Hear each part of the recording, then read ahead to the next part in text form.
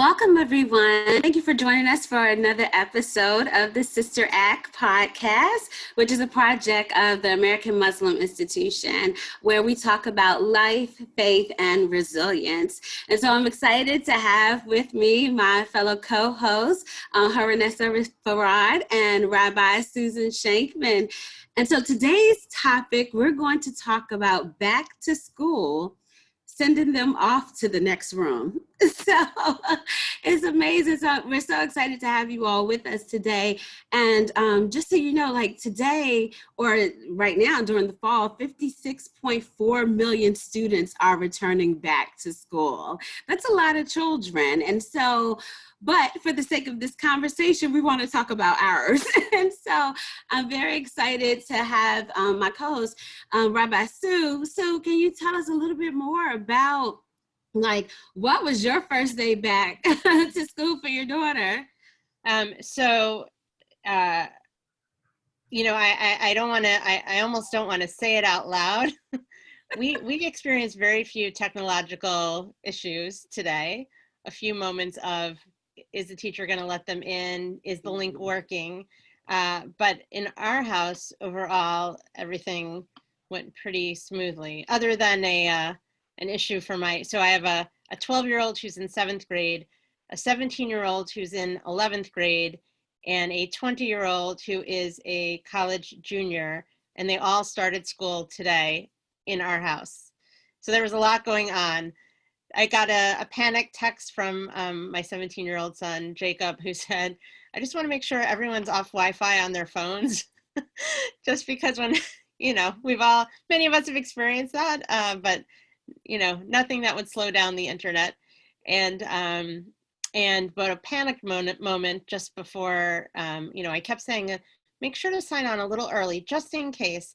And then, 7 minutes before, as he was signing on, he was having a small issue with Zoom, just with recognizing, it wasn't his personal account. They had a code they had to use for the school. So it all, after that, everything, and thank goodness the school had sent out a tech troubleshooting guide, so that if we had issues, here's where you go for this, if it's with Zoom or if it's with Canvas or if it's with Google Classroom, whatever it is. So everybody seems, one I haven't heard from yet because she's still in class, the oldest, and she started later, but everybody got up on time and ready to go and excited. So that was good. And I'm not hearing much, and there's not much homework tonight. So everyone's in a pretty good mood, but I'm also wondering if this is going to get very old very quickly. And the one interesting thing, because I asked them, I said, look, we're going to be talking about this on the podcast this afternoon. What are your reactions to this? And I think my son said he was, I don't know if he was surprised, but that it was very quiet. And I said, oh, in the house? You mean in the house? We tried to keep the dog quiet. No, he meant that people weren't really talking that much. And so that I thought was interesting. But I also think that the structure that they actually have, a class schedule, is going to make this, hopefully, ideally, a little bit more engaging than the spring, when nobody was prepared and it was sort of very, it was a wash in many ways. So anyway, overall, right now, not hearing much negativity. Well, you look really cool and composed. I'll be right now. I am now. Right now. I'm panicking right now because I don't know what to expect next week, right, Sabrina? It's like, wait, what's gonna happen? Where are they gonna go? I'm hoping that I'm completely 100% wrong, but I feel like everything's gonna crash next week. Well, and I will say, servers, Wi-Fi. Yeah. My house Wi-Fi, there's going to be like panic everywhere. Because can you imagine, in my house, there's going to be 4 people on Wi-Fi at the same time. And then everyone's logging into, Loudoun County's public schools stuff. And then your son is going to be going into his school stuff, Sabrina, and your children are there now too. And then it's going to get more complicated as time goes by. Yeah. I was just reading on one of my friends' posts on Facebook who lives in Maryland, and their children's Zoom sessions got hacked, and these boys started cursing and using bad no. words, like kids from other schools or like even older kids crashing into these school Zooms, classroom settings, and using profanity, putting up inappropriate Oh, pictures. I had that happen at a wedding that I officiated, and it was horrible. I mean, pornographic and anti-Semitic and like just Wow. awful. And I mean, if that kind of stuff is happening for classrooms, I mean, it's just, It's wrong. Like yeah. we're already in Right. such a confusing and trying and anxious time. We're all so nervous and trying to make this work, but then people knowing that we're all in this together, making it even worse, just really is mind-boggling for me, because do you have nothing better to do? Right. Why are you crashing children's classrooms? Like, Right. it's already hard on them enough as it is. They're not seeing their friends. They're not in the class. They have to stand in front of this computer. And I mean, I don't know if you guys have worked with kids. I was the vice principal of the school. They can't sit in front of anything for more than 5 minutes. I mean, I'm really going Well, to video games, maybe.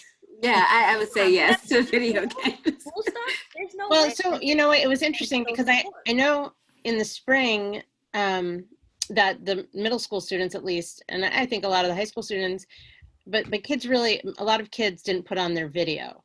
And I know that was something teachers talked about, and it's hard to teach when you can't actually see. And, but also the kids, I think for a lot of kids that felt more comfortable not being able to be seen on the video. But that was one of the things that my youngest, Evie, said, was that that was one of the things that surprised her, is how many people were actually on their video. And the teachers have been asking and really encouraging, and I think it makes a difference. And I was thinking about it for, my high school students, certainly, that I want him to be able to connect with his teachers, establish Right. relationships. That's so important. And I think that is probably something that's a little bit different. I wanted to mention, I had a pretty smooth morning. But I also have, and this is a little shout out, some of them listen to my, I have a book group made up of friends whose kids our kids went to elementary school together. And a number of people, we actually had started we have a text group, and people started last week with the orientation asking each other questions as everyone was going through all of the preparation for school. Somebody said, I need to take a week off just to be able to follow all the emails and make sure that I'm Right. where I need to be to get on this orientation, to pick up materials, to have the kid be on that orientation.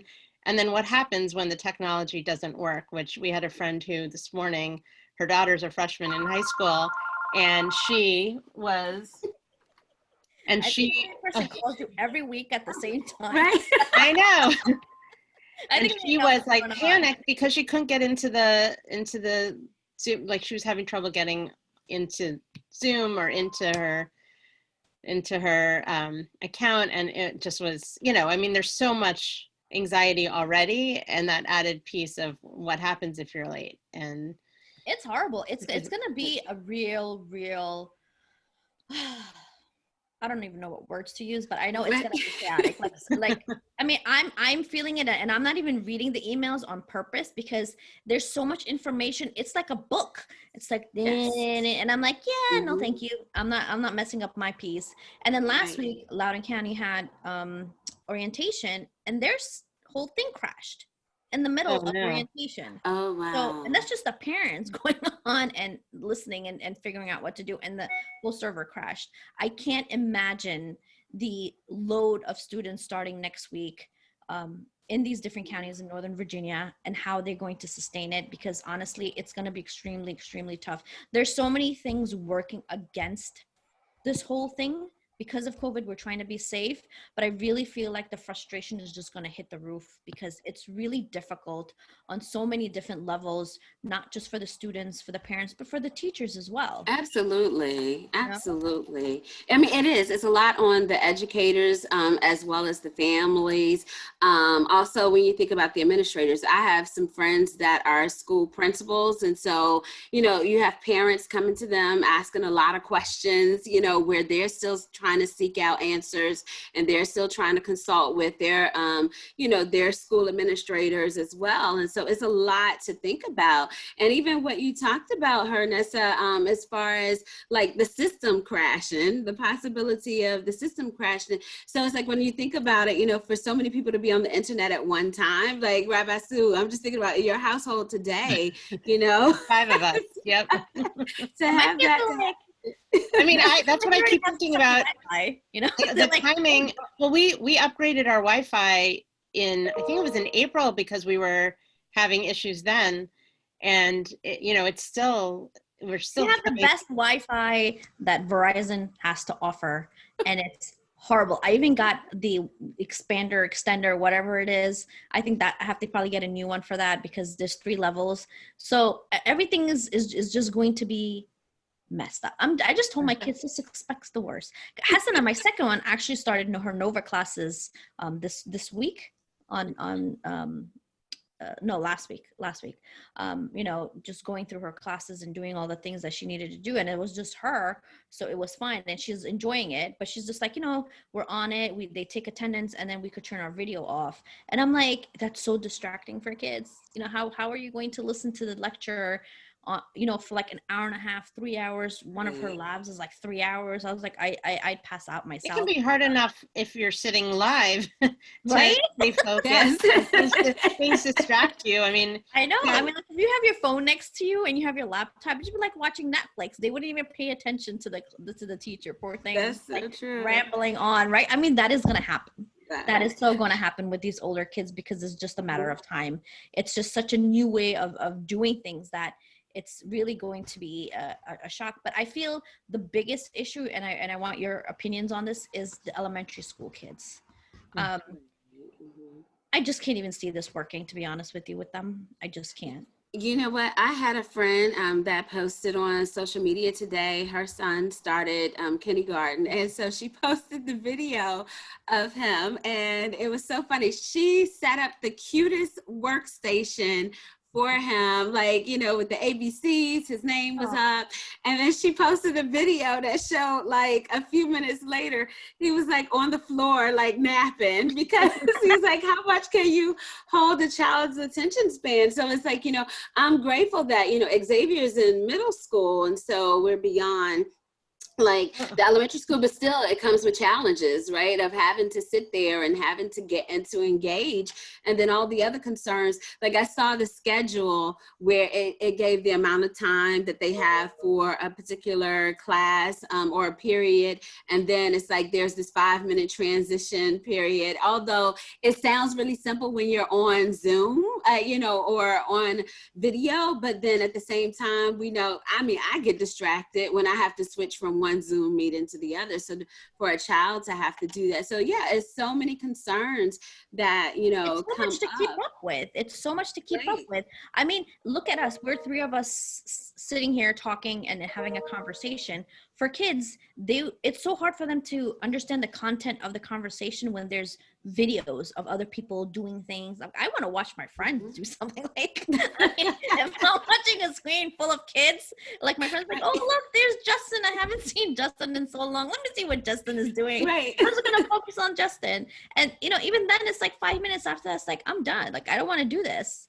Right? Because they're just not made to sit in front of a laptop, like in this setting. It's just not feasible at their age. And I'm just really like, none of us have elementary school kids, thank God at this point, but it is an extremely difficult place to be.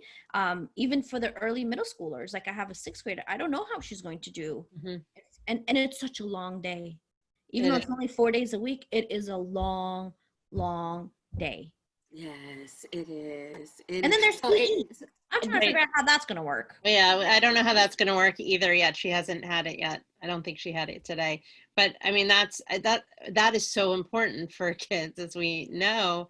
And that was one of the comments when I asked friends how the day went. And, that was one of the responses was a lot of numb butts, kids are sitting in a chair. It's interesting. We got a chair for Evie because the chair that's at the workspace we're using for her was certainly not conducive to the amount of time, not comfortable, etc. And and we we were limited in the chairs that we could get, because they said that's one of the highest selling items right now is chairs, because everyone wants a comfortable chair for themselves, for their kids. It was really fascinating, and we couldn't get the color that we originally wanted because, you know, that's just everybody. There's a run on comfortable chairs, and I say all that, and I also recognize that I say that from a place of privilege. You know, we Ernesta, you mentioned before about like we're all in the same boat to some degree. I mean, we may Right. all be in the same boat in terms of that, but then I think about what Shahid shared with us from his sister, who's a teacher, and her school isn't going to get their laptops till October, November, December, something like that. Right. That's So, you know, crazy. it is crazy, and we think about for schools that are already, you know, up against barriers, or there's, you know, there are other issues that make it not, you know, we already have lots of children who are at a disadvantage and are starting Yes. from a place of disadvantage because they're not receiving the same, whether the education or the means to be able to succeed in the same way. And this situation makes that gap that much bigger. And Yes, it does. you know, how do we get ahead of that curve, or how do we remedy that? And I mean, it's just that It's a known fact. There are going to be many communities in the United States who are going to suffer because the financial implications of what this is going to do to the communities is huge, right? If you're depending on technology for your children to learn, and there are no laptops in the house, or the county can't give it to them, and if you don't have it, too bad, you know, you're stuck out. You can't homeschool your kids for whatever reason. You have to go to work. There's so many things that we're not seeing because we are coming from privilege, right? Right. But they're Or we do get to they're see very it. other people. Yes, Yeah, Sabrina. I mean, there are still ways that we can see them. So like recently I saw on social media, there was an image of these two little girls who were sitting outside of what was described to be a Taco Bell, and they had their little devices in front of them so they could try to do their schoolwork. Well, so that goes to show you where there's some disadvantage, right? If a child has to sit outside of a business establishment to get access to the internet for whatever reason why they may not have it in their home. I mean, there are numerous reasons. And sometimes, you know, I'm fortunate that Jeff is like an engineer, so there are things that he thinks about in terms of, even there are areas where the internet companies might not necessarily put internet service because of the cost that it would take, and there's not enough people to sustain that particular area. So there are numerous reasons why people don't have access to the internet, but kudos to school districts like mine that actually have funding to provide internet service, or that sent out a survey to families to say, hey, let us know if you have access to the internet, which is also a problem because if you don't have access to the internet, unless it's through a phone, you might not be able to respond to that survey. But I appreciate the effort that the school district has gone through to make sure that there's access to the resources. But you're right, Rabbi Sue, there are many different areas where people don't have those resources to even get that process started. And so, and they were already disadvantaged. They may not have already had books, you know, they may not, you know, have, like, you know, Shahid talked about the, you know, access to the laptops. There's so many different reasons. And so we have to also think about those communities and the impact of long-term, how this will hurt these students, and how this will impact these students long term, as well as the educators as well, who are then scrambling to do some things. So it also shows that there needs to be a shift in terms of the education system too, and how things are done. So it brings up a lot of different things. Yeah, everybody's like, you're right, and everyone's on this new wave of life, right? Like, we're trying to figure out how to do things. The school administration's trying to figure out how to do things. Children are trying to figure out how to do things. Mm-hmm. And the people who are living in the disadvantaged areas are going to be the ones reaping the worst out of this, because no one's thinking of them in that sense, where, like, you know, HP or other companies could be like, let's donate laptops to counties where, you know, there's low income families that need it and they don't have it because of the county can't provide laptops for these kids. And then on top of that, not having technology, they're actually not even aware of what's going on. That's Right. another problem. How are they going to even know what the school is expecting, or what homework they have to do, or how things are going to work? That's a lot of stress, on top of the fact that you're worried about your health, on top of the fact that you have to make a living, and maybe you were furloughed or laid off, or you don't have a job. There's so much stress factor going on in this last 6 months, that once this whole school system starts for the rest of the country, we're going to see a lot more of mental health issues, a lot more people having in the need for counseling. It's going to get worse before it gets better, because now we're in a completely new ball game. Right. Distant learning from March till June was something else. Now it's a whole Yes. ball game. And I'm just trying to wrap my finger around this whole thing, because and then some school systems, like here in New York City, they're starting school. Elementary school kids go 1 week 3 days a week, and then the next week they go 2 days a week, and there's only 9 kids in the class. And my nephew is 8, and I'm like, I'm trying to like, just don't touch anyone. I'm like, how are you not going to touch anyone? How are you going to go around like sanitizing everything around you? And they are going in person, and I'm having a hard time with that, because that's all you need for COVID to come back in high numbers, and it's going to be through the kids. Well, and we've seen it already on college campuses, which, my daughter postponed moving back, but she's going to eventually in a few weeks go back. But we've seen that on a number of campuses where there's been already, they've had to either shut down everything's gone virtual. Even, students on campus have had to go home, and some schools who proactively said, we're not going to open the dorms. They canceled housing. Yeah, VCU, my eldest daughter's at VCU. Majority of her classes online except one. The freshmen that came in started having parties, and then that's where it started.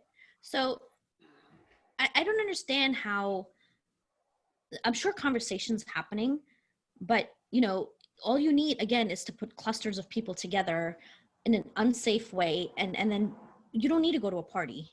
This is not party time. This is COVID, and it's hard to instill this idea and this awareness and this responsibility on teenagers who are now just adults, who think they know everything and they know about life, but now you can't even start school because you're sick and you're quarantined, or they're sending you back home, right? So I feel like each age group, each school, grade level is just having their own trauma around this. This is going to be a lot of PTSD for a lot of people in the long run, because if you're already an anxious person and you're worried about your health, you're worried about your school, you're worried about your job, this is just going to add more to it, because you're not functioning like a normal person was a year ago. Right. So it raises the question, do we rush into things like, the rush to go back to school, the rush to do, I know there are priorities that we have and things that we have to take care of. Education is so important, but, it's like the rush in sending our students back. First of all, it's problematic that some places are actually physically sending students to places. Down in Georgia, there were parents that were protesting for their kids to be able to go back to school. And I do understand the challenges that come with that for some people. But what are your thoughts on that, ladies? Do you feel like we rush into things too much here in the United States? Because we're constantly going and going and going and always doing something. But do you feel like there's been a rush with this? Should there have been more time for schools to really prepare and to really be in conversation with tech companies to really get the support? There's so many layers to this thing. What are your thoughts on that? I don't know that I don't feel like it was that anyone rushed back into it. I just think that there are in some places perhaps a little bit more of a sense of a sense of urgency. I think many of us feel that on numerous levels. Somebody said to me last week, somebody was saying that one of the teachers or one of the administrators for school was talking about the fact that they've been spending all this time in the last week getting ready for all of this, or the last couple of weeks. And her response was, well, what about like the 3 months before? Isn't it, there's been time to figure out how to get it right. I mean, we all know that for many school districts, March was a disaster, or the back to school, the virtual back to school was a disaster for many, because there wasn't time to adequately prepare, and not everyone had the ability and the access, etc. But then there's been this time. I think that what we're seeing right now is certainly what we're seeing without school.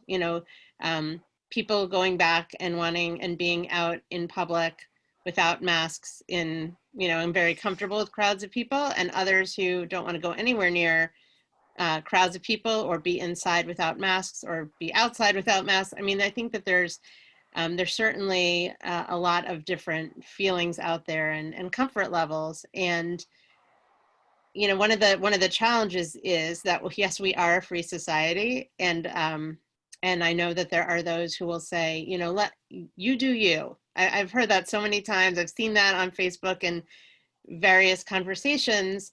And the challenge is right now that, yes, we all want to be able to do what feels comfortable, and what we do impacts other people, whether we like it or not, whether we're aware or not. Even if we think we're totally fine, we don't know, none of us knows what we might, even with testing, etc. But I think there's this danger that many feel anxious about, concerned about, and want to be respectful of others around them. And there are some who, it seems as though they don't really care about how their actions impact others. Or, we've seen videos of people who intentionally cough on others, or won't wear a mask, refuse to wear a mask, and others who are not necessarily nice about asking people to wear a mask. So I think that tension and the anxiety that you talked about, like the stress that everybody's feeling, all sort of comes together on also this issue about school. So there are definitely people who feel the stress and anxiety about their own jobs. There are certainly those who don't have childcare, who where are the kids going to go?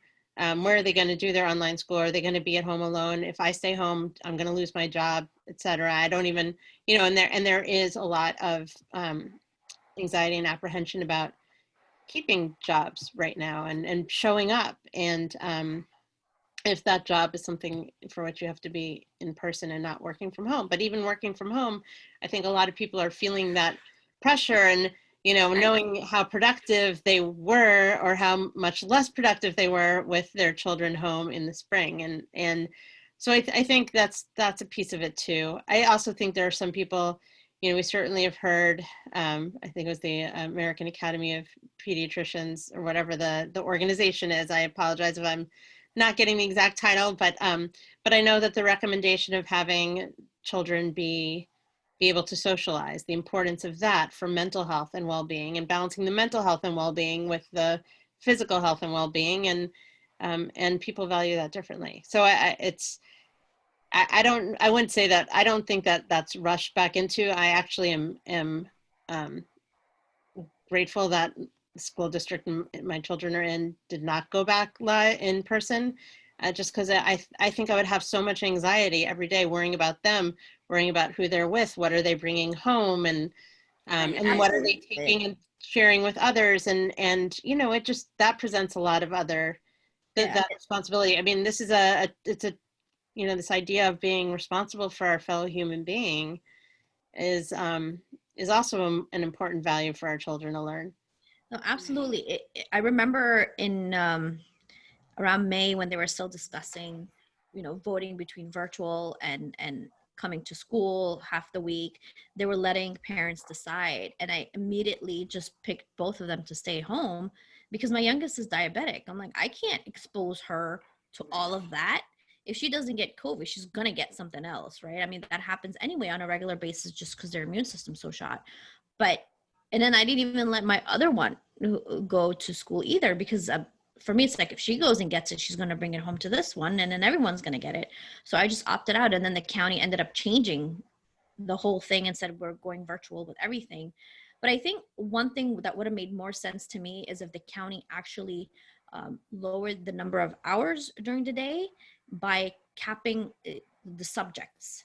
They're trying to recreate in person virtually, and I feel like it's going to backfire, right? So cut the time, cut the subject, spread it out. They don't have to learn all of that stuff, um, you know, um, all at once in the same amount of time. This COVID, I'm sure parents would be okay with, spending a few extra days in June or July, if we have to, getting the kids to finish up the rest of the school year, or even during winter break or whatever, because who's going anywhere? No one's going to go anywhere. We're all stuck home, or we're just traveling locally. It's not like you're going to be getting on a plane and going anywhere. No one wants anyone from the US right now anyway, so we're stuck. but it's like, I think the amount of time and workload that they're giving the kids, it's as if they were in person. And I'm just having a hard time trying to imagine this working virtually, because they're still in front of the computer 8 hours for those 4 days. And then on top of that, they have homework. Like my third one has all honors classes. I don't know how she's going to manage all of this, to be honest with you. So there's just so much that's going on. And I'm glad that they have something for the kids to do, to be honest with you, than not having school at all. I just feel like it's just too much. I feel it's the same amount of work that they would have if they were in person. And, the kids, like you said, they're social. They need to see their friends. They need to be in the same room. This is just going to bring another added layer of, I don't know what to even call it, because I don't know what's going to happen. But something's going to happen, right? In terms of anxiety and being nervous and just being cautious. And that's real. You know what? Quite honestly, I did exactly the same when our school district rolled out the opportunity to survey, asking what we wanted to do for our students. I immediately said we were doing virtual learning. Like, I could not fathom sending my child to school with the possibility. And I know some people use the argument, well, if they're only 10 or 8 to 10 kids in the classroom, then I'm just like, it only takes one. And so, I don't want my child to be the one that exposes someone or to be exposed. So I definitely understand that. But also what to your point, Sue, about, having interaction with other children.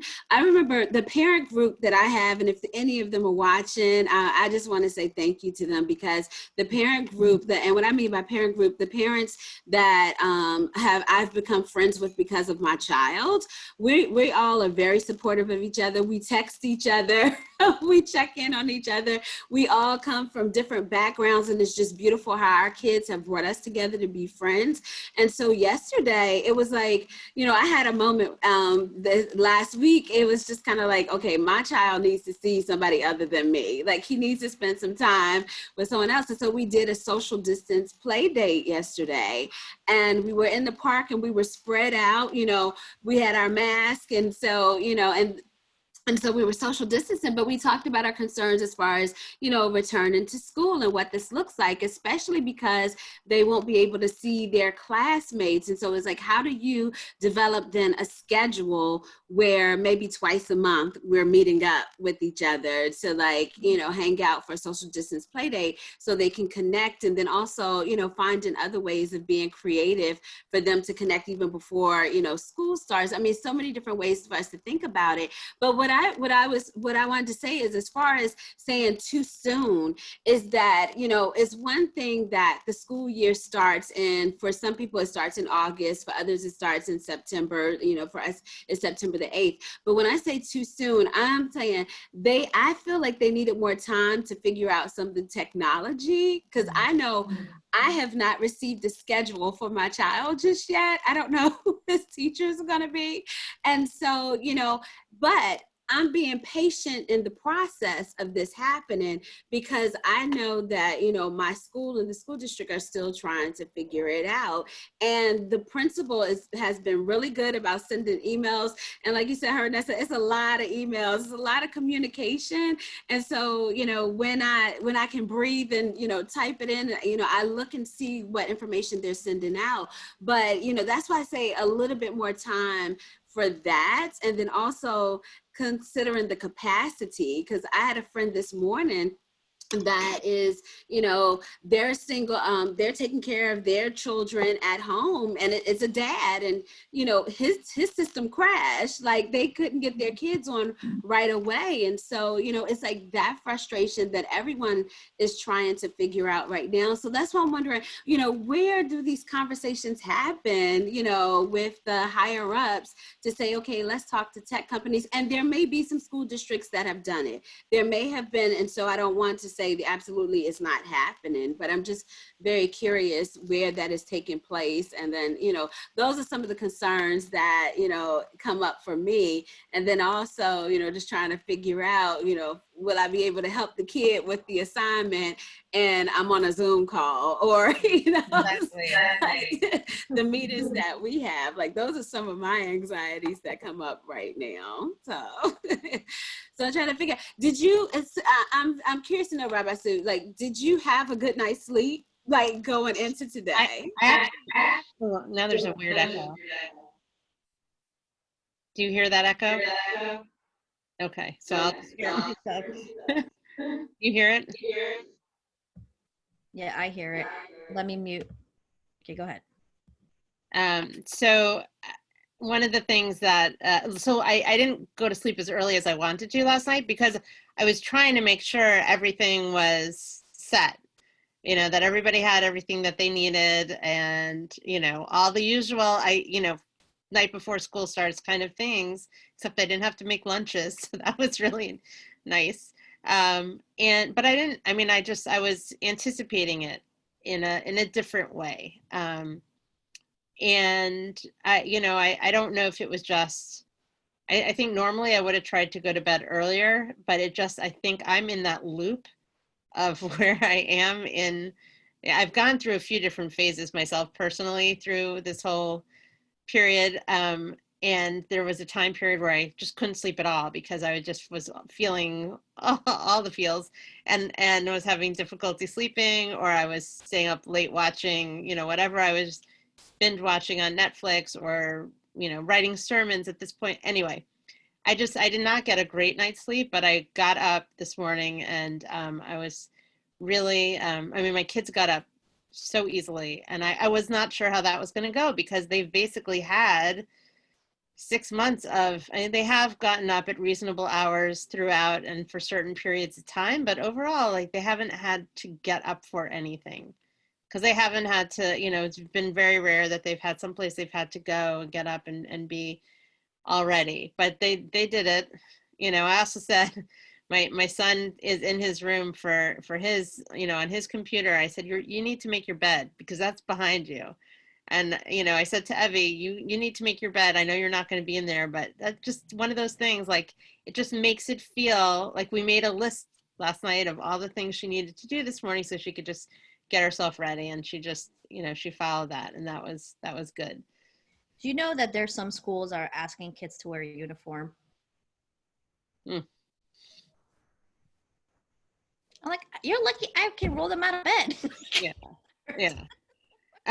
Like, uniform? Like, why?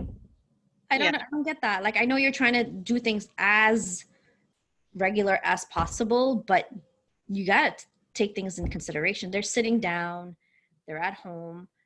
It's okay if they're in their pajamas. It's okay if they're, not dressed in that way, because they have to pay attention to you, take notes, do their work, upload it. I don't know what else they have to do. Like, you have to buy like a scanner. You have to have all this other technology for them available, print stuff out. I mean, I don't know what's going to end up happening. Like I said, I've been a really bad mother and trying to read, because I honestly feel like if I read it, it's just going to be overwhelming, because in 2 days they're going to change something else, and then I'm going to be on a schedule, and then they're going to tell me, I was saying no, that's not how we're doing it, and it's just going to be extremely frustrating because I'm like, how am I going to wrap my hand around something that's not set yet, because school's hasn't started yet for us, right? You have another week, and I feel like there's going to be so many changes from now till then, and then from then till a couple of weeks.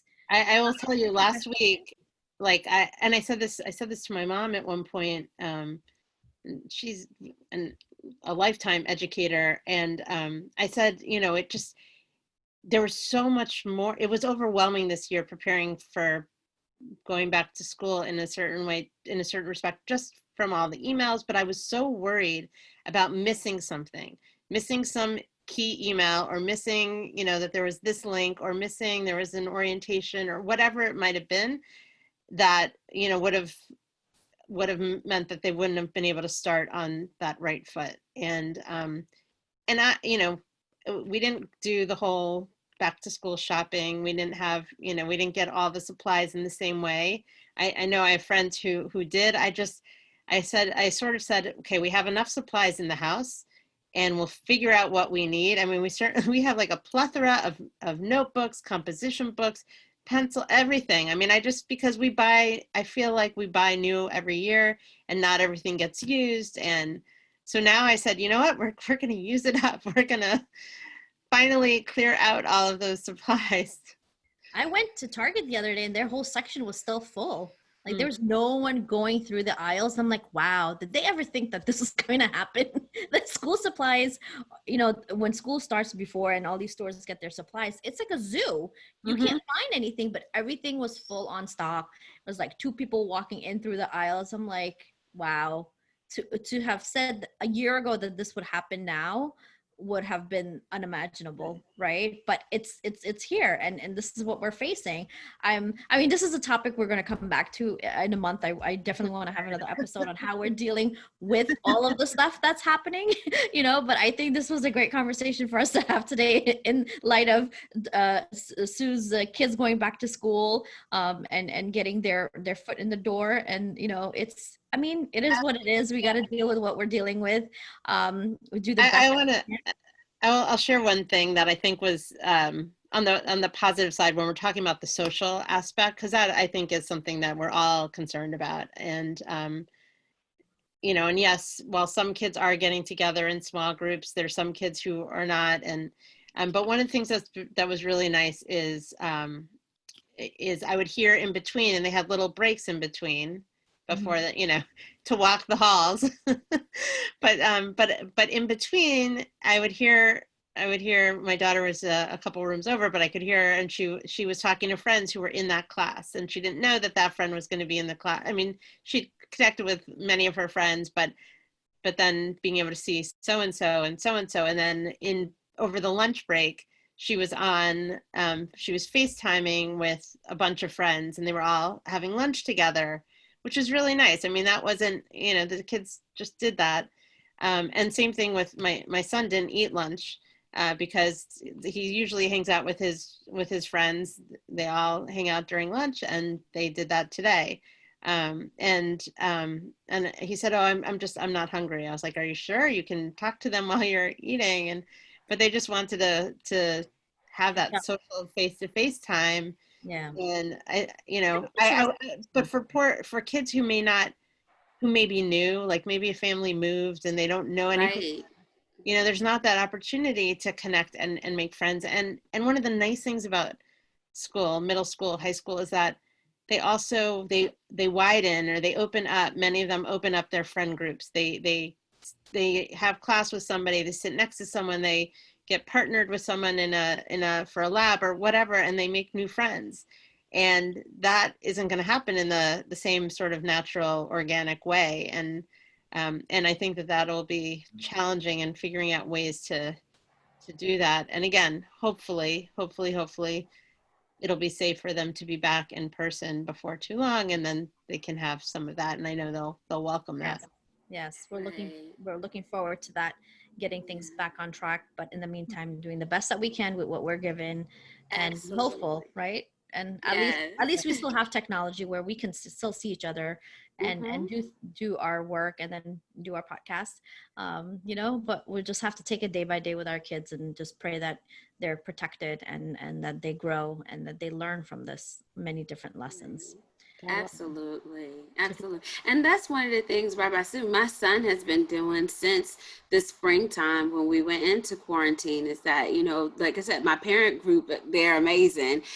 We decided that our kids every day at 12 noon would meet over Zoom and they talk for an hour and they still do it. And sometimes we do it on the weekends because we're like, that's the one way we can keep them connected and safe other than, having the outdoor social distance play group, when it's not like 1,000 degrees outside. So it's like, that's Well, that's like, great that you're doing that. That's really important, like to Mhm. see people and see their faces, familiar friends. It really helps the psyche a lot, just I think for all of us. And I honestly do commend the administrators in the schools trying to do the best that they can because it's definitely not easy. And they have so much responsibility on them. So kudos to them, kudos to the teachers and everybody else who's working at the school.